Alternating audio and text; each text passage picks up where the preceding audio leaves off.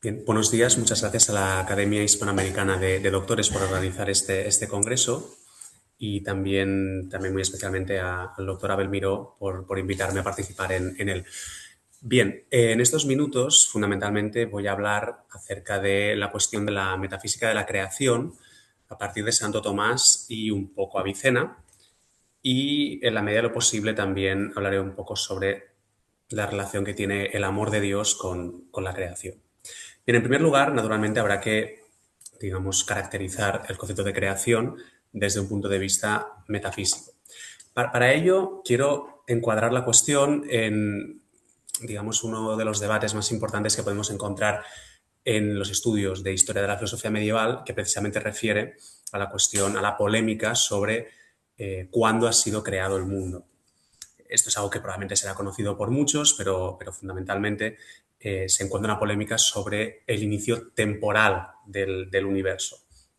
Y en ese sentido observaríamos, pues, por ejemplo, en el contexto islámico, que Avicena considera que el mundo es eterno, Al-Ghazali critica esto a Avicena y considera que el mundo es creado temporalmente, y Santo Tomás, por ejemplo, acaba afirmando que racionalmente se podrían afirmar las dos cuestiones, pero que a través de la fe podemos saber que el mundo ha sido creado temporalmente. Bien, precisamente lo que quiero defender en un primer lugar aquí es que la cuestión está mal centrada, es decir, el estudio de la noción de creación no debería centrarse en la temporalidad de la creación, sino en la creación entendida como una relación de dependencia ontológica entre el creador y la criatura, porque es allí donde encontraremos ciertas similitudes muy interesantes entre pensadores que tienen posiciones diferentes en cuanto al origen temporal del universo. Y aquí, naturalmente, estoy pensando especialmente en Avicena y en Santo Tomás. Bien, entonces vamos a, como digo, en primer lugar, caracterizar esta noción de creación. Leeré una definición que ofrece el propio Santo Tomás de la Suma contra Gentiles, libro 2, capítulo 18, que es la siguiente. Dice: la creación no es mutación, sino la misma dependencia del ser creado respecto al principio que la origina. Es muy importante fijarse en que él considera que el concepto central a la hora de definir la creación es el concepto de dependencia. ¿Dependencia de qué? Del ser creado, de la criatura, respecto al ser que la origina. Y esta dependencia, en términos de Santo Tomás, naturalmente hay que entenderla en cuanto a participación. Bien, entonces, siguiendo a Jesús Balbuena, un tomista del siglo XX español, que en en la edición que podemos encontrar en la Biblioteca de Autores Cristianos de la Suma Teología, ofrece una introducción a las cuestiones de la creación y hace un análisis de la cuestión de la creación. Pues siguiendo a Jesús Balbuena en este punto, vamos a caracterizar los diferentes aspectos de la creación. Jesús Balbuena considera que encontramos cuatro aspectos distintivos. En primer lugar estaría la producción ex nihilo. En la producción ex nihilo estamos atendiendo al término aquo de la creación, lo que podríamos decir la causa material, es decir, el ser creado es desde la nada. En segundo lugar, tenemos la producción de la cosa según toda la substancia. Aquí estamos pensando en el término ad quem, es decir, en el fin de la creación. El fin de la creación es la creación de toda la sustancia del ser creado, la producción de todo el ser, tanto materia como forma. El tercer aspecto distintivo sería la emanación de todo el ente a partir de la causa universal, que es Dios. Por tanto, aquí nos estamos refiriendo a la causa eficiente de la creación. Y finalmente tenemos, el último aspecto distintivo, que sería el tránsito del no ente al ente, ¿de acuerdo? Por tanto, estaríamos hablando del orden entre el término aquo y el término adque. Entonces, me quiero centrar especialmente en la cuestión de la producción ex nihilo, porque precisamente es aquí donde se expresa de mejor manera esta relación de la dependencia de la criatura respecto del creador, y la que luego me va a permitir enlazar con la cuestión del amor. Y aquí sí que voy a necesitar, dar un paso atrás hacia Avicena para encontrar los fundamentos avicenianos de la formulación de Santo Tomás a propósito de esta cuestión, que, como digo, ya hemos visto, fundamentalmente es que la criatura proviene de la nada. Es decir, lo que tiene de suyo es la nada. Todo lo que tiene es recibido de Dios. Ella misma no aporta nada, podríamos decir. Antes de ir a Avicena, sí que voy a leer un pasaje de la Suma de Teología, en este caso, prima pars, cuestión 44, artículo 2, en el cual Santo Tomás se pregunta precisamente si la materia primera ha sido creada por Dios. Por tanto, es un punto muy importante para entender la doctrina de la creación ex nihilo en Santo Tomás. Este es un texto muy conocido, pero que merece la pena recordar, porque son estos puntos en los que Santo Tomás hace una especie de historia de la filosofía. En este caso, a propósito de la cuestión de, digamos, precisamente de la producción del ser. Dice: los filósofos antiguos fueron descubriendo la verdad poco a poco y como a tientas. Los de los más remotos tiempos, como de más primitiva rudeza, no sospecharon hubiese otros seres fuera de los cuerpos sensibles. Algunos de entre ellos, que admitían movimiento en los cuerpos, solamente se fijaron en el movimiento accidental, como el de enrarecimiento y de densidad, la agregación y disgregación. Y como suponían increada la sustancia de los cuerpos, señalaban ciertas causas de estos cambios accidentales, tales como la amistad, la discordia, la inteligencia y otras a este tenor. Aquí, naturalmente, Santo Tomás está refiriendo a los filósofos presocráticos. Y continúa: elevándose otros después algo más, distinguieron ya racionalmente entre la forma sustancial y la materia, suponiendo esta increada, y advirtieron también en los cuerpos cambios según sus formas esenciales. Estos cambios los atribuyeron a causas más universales, como el círculo oblicuo en opinión de Aristóteles o las ideas según Platón. Bueno, aquí naturalmente cita por nombre tanto a Aristóteles como a Platón. Pero es interesante fijarse que para Santo Tomás, Aristóteles y Platón todavía no se han elevado suficientemente en este proceso, porque continúa, dice: debe advertirse, sin embargo, que la materia es restringida por la forma a una especie determinada, al modo como la substancia de cualquier especie es restringida a un modo particular de ser por los accidentes advenedizos. Por ejemplo, el hombre por la blancura. Unos y otros, por consiguiente, consideraron el ser bajo un aspecto particular, ya sea en cuanto son estos o en cuanto son tales, y en consecuencia señalaron a las cosas causas eficientes particulares. Es decir, tanto Aristóteles como Platón no llegaron a preguntarse el motivo de la existencia del ser en general, sino de este ser en particular, de esta cosa en particular. Por eso, de hecho, el primer motor inmóvil es causa del movimiento, pero no del ser. Y entonces continúa, dice: otros se elevaron aún más hasta considerar el ser en cuanto ser. De hecho, aquí, digamos, en el original latín dice ens in quantum est ens, por tanto, el ente en cuanto ente.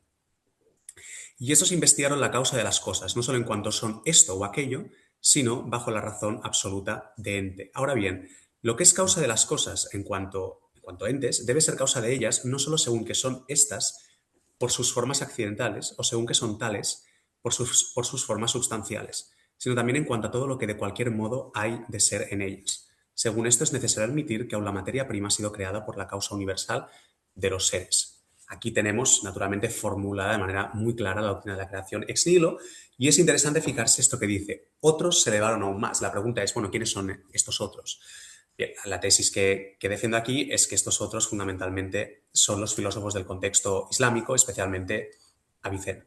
Naturalmente también los neoplatónicos, pero Avicena también, en tanto que lector del neoplatonismo, se encontraría aquí. Obviamente aquí también podemos decir el autor del Liber de Causis, el pseudo Dionisio Areopagita, ¿no?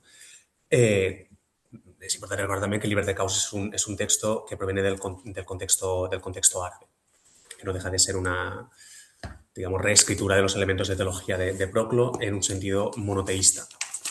Bien, pues aquí sí que vamos a ir para un par de minutos a Avicena para fijarnos lo que nos dice en Ailahiyat min Kitab Shifa, que es las cosas divinas del libro de la curación, o la metafísica de la curación, tal y como se traduce más típicamente, que es el texto que se tradujo al latín y que leyeron Santo Tomás, San Alberto Magno, y que nosotros conocemos como Liber de Filosofía Prima Sive Scientia Divina. ¿De acuerdo?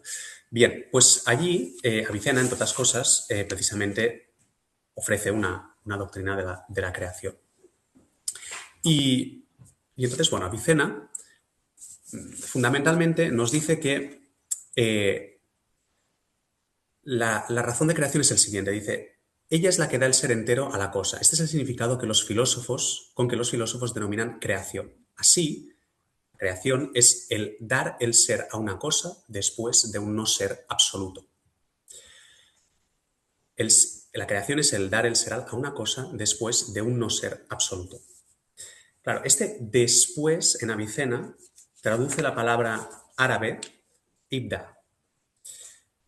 Ibda, en árabe, no tiene una connotación temporal, no tiene una connotación temporal. Y Avicena está usando esta palabra de manera consciente, porque está entrando en polémica con los teólogos musulmanes, los mutakallimun, los teólogos del kalam, que utiliza la palabra ihdath para referirse a la creación, a este después de la creación. Y ihdath sí que en árabe tiene una connotación temporal.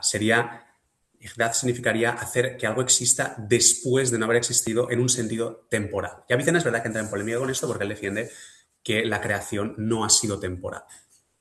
Pero es muy importante observar que para Avicena, creación también significa después en el sentido de dependencia de la criatura respecto del creador y de dependencia absoluta. Es decir, la criatura todo lo que tiene lo ha recibido del creador.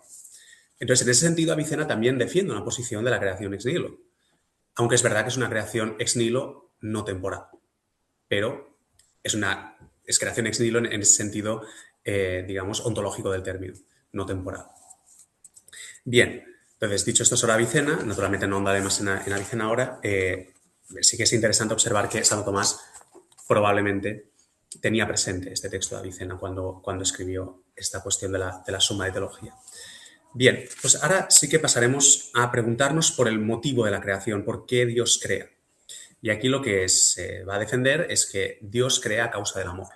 Es decir, el motivo por el cual Dios ha creado es porque ama a las cosas que crea. Entonces, naturalmente, primero lo que tenemos que definir es el amor y para esto sí que nos vamos a ir al comentario a los nombres divinos del pseudodionisio Areopagita del propio Santo Tomás, ¿no? Y allí Santo Tomás dice que el amor es la raíz primera y común de todas las operaciones apetitivas, porque en efecto lo que se desea es lo que se ama y lo que se goza es lo que se tiene en cuanto que se ama. Y alguien se entristece por algo que es contrario al amado. Entonces el amor, como dice Santo Tomás, es la raíz primera y común de todas las operaciones apetitivas. Y si Dios crea libremente, esto, digamos, pone en relación con la cuestión del amor. Entonces, la razón del amor, dice Santo Tomás, se deriva del objeto común del apetito, que es el bien. Lo que se ama en cuanto que es bueno. Entonces dice, algo es amado por el hecho de que el apetito del amante se relaciona con aquello del mismo modo que con un propio bien. Dice, la misma relación o mutua adaptación del apetito a algo, como a su bien, es denominada amor. Por tanto, lo que se ama porque es bueno. Ahora bien, Dios ama de un modo diferente que el ser humano. ¿Por qué? Porque el ser humano no es causa del bien de lo amado. El ser humano desea lo amado en cuanto que es bueno y desea el bien de lo amado, pero no es causa del bien de lo amado. En cambio, Dios es causa del bien de lo amado. Esto es importante, esta distinción es importante. El amor de Dios, el modo de amar de Dios es diferente al modo de amar humano. Fundamentalmente en esto, porque Dios es causa del bien de lo amado. En cambio, nosotros no somos causa del bien de lo que amamos. Bien, entonces, podemos decir que Dios, que es causa de todas las cosas, por exceso de su bondad, ama todas las cosas. Y es que el bien tiene razón de causa, por un doble motivo. Porque el bien tiene razón de fin, y por tanto es causa final, y porque la gente produce algo semejante a sí mismo en cuanto que es perfecto. Y precisamente lo perfecto tiene razón de bien. ¿Por qué? Porque algo es perfecto en tanto que está en acto. Entonces, resumiendo, lo que podemos decir es que Dios, por amor, causa a todas las cosas, crea a todas las cosas, dándoles el ser. Entonces, como sabemos, el bien se identifica con el ser. Y por lo tanto, Dios, al dar el ser a la cosa, le está dando su bien. Y a su vez la llama a su última perfección en cuanto que es causa final. Por tanto, digamos, por este doble motivo, Dios causa en cuanto que ama, ¿de acuerdo? En cuanto que produce en el ser a la cosa y en cuanto que la atrae hacia sí en cuanto causa final. Y por tanto, por esto podemos decir que, y esto de hecho es algo que dice Santo Tomás en el comentario de los hombres divinos, que el amor divino no permitió a Dios permanecer en sí mismo sin germinar, es decir, sin producir criaturas. El amor es lo que movió a obrar a Dios, pero lo movió a obrar libremente. Lo movió a obrar libremente, en la medida en que produjo todas las cosas en el ser. Por tanto, así Santo Tomás puede afirmar que del amor de su bondad procedió el que Dios quisiera difundir y comunicar a otros su bondad, en lo que fuera posible, a saber, a modo de semejanza, y que su bondad no permaneciera en él solamente, sino que se derramara sobre otras cosas. De hecho, Santo Tomás, en la Suma contra Gentiles, libro 2, capítulo 36, afirma una cosa que es bastante interesante. Aquí se está precisamente preguntando sobre la razonabilidad de que Dios haya creado en el tiempo el mundo. Y como ya sabemos, de hecho, Santo Tomás considera que no se puede demostrar que Dios haya creado en el tiempo el mundo, pero sí que ofrece razones para creer su razonabilidad, para creer que es más razonable que Dios haya creado temporalmente el mundo. Y precisamente una de estas razones es que manifiesta de manera más perfecta la bondad de Dios la creación temporal que la creación en la eternidad. Y lo dice de la siguiente manera, dice: tampoco es necesario que se haya dado siempre el efecto divino por razón de que así se ordenaría más convenientemente al fin, según parecía proceder la razón séptima. Pues más convenientemente se ordena al fin supuesto que lo que es no siempre ha sido. Porque toda gente que produce un efecto participante de su forma, intenta introducir en él su semejanza. Así pues, convino a la voluntad divina producir a la criatura por participación de su bondad, para que con su semejanza representase la bondad divina. Mas tal representación no puede darse a modo de igualdad, así como el efecto unívoco representa su causa. De manera que sea preciso que la bondad infinita produzca efectos eternos, sino como lo excedente representado por aquello a que excede. La excedencia de la bondad divina sobre la criatura se expresa de una manera admirable en el hecho de que las criaturas no fueron siempre. Con esto, pues, aparece expresamente que todo lo que no es él mismo le tiene a él como autor de su ser, y que su potencia no queda obligada a producir tales efectos como la naturaleza los efectos naturales, y por consiguiente que obra por su voluntad y su entendimiento. Afirmaron lo contrario, que suponía la eternidad de las criaturas. Es decir, la temporalidad de la criatura manifiesta, expresa de manera más excelente la excedencia de la bondad de Dios, porque muestra de manera más clara esta relación de dependencia ontológica. Si la criatura ha sido creada en el tiempo, se ve de manera más clara por qué la criatura depende de Dios. Aunque, naturalmente, desde un punto de vista metafísico, la relación es la misma, aunque hubiera sido creada desde toda la eternidad, sí que manifiesta de manera más clara esta excedencia de la bondad, ¿no? Y por esto, este sería uno de los motivos por los cuales sería razonable considerar que Dios ha creado en el tiempo a la criatura y no que la ha creado desde toda la eternidad. Bien, pues con esto finalizo mi presentación de esta cuestión y fundamentalmente, resumo en 2 puntos clave esta cuestión, que es en primer lugar esta propuesta metodológica de cambiar el interés de la cuestión, de la discusión acerca de la creación hacia la creación entendida como dependencia ontológica y no centrarse en la discusión sobre la eternidad o temporalidad del mundo. Y, en segundo lugar, a partir de este cambio, precisamente entender que el motivo por el cual Dios ha creado el mundo es porque lo ama. ¿De acuerdo? Entonces, con esto acabo y bueno, si te suena claro, ¿no? Muy bien.